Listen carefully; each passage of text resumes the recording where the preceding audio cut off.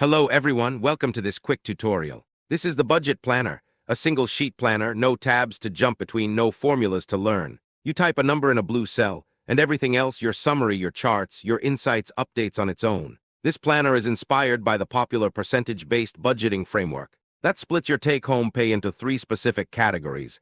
Needs 50%, wants 30%, and savings 20%, but you're not locked into those percentages. You can customize your own budget amounts and categories to match your financial goals. If this is your first time using the planner, I recommend reading the user guide first. It explains every feature in detail.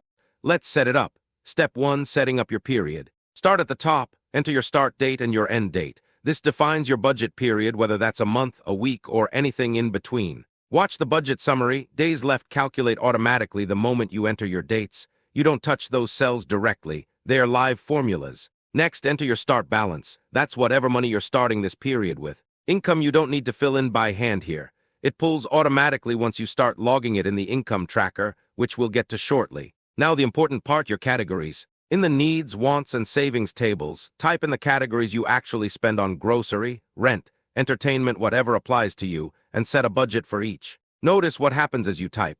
Budget allocation updates in real time, showing your actual needs, wants, and savings split compared to the 50-30-20 target. Once your categories and budgets are in, you won't need to redo this step. This version becomes your master template for future periods, which I'll show you at the end of this video. Step 2. Now let's log real activity. Scroll down to the expense tracker.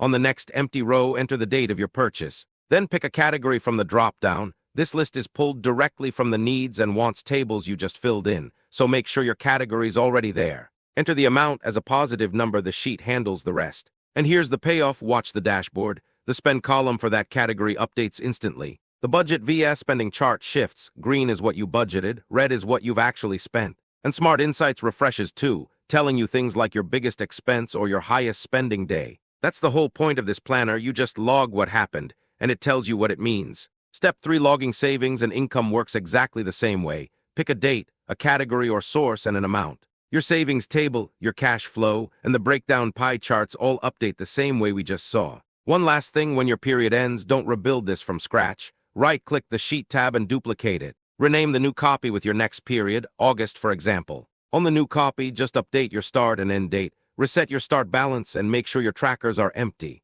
Your categories and budgets carry over automatically. That's the budget planner. Set it up once, log your transactions as you go, and let it do the thinking. If you found this useful, drop a like, subscribe for more templates like this one, and I'll see you in the next video.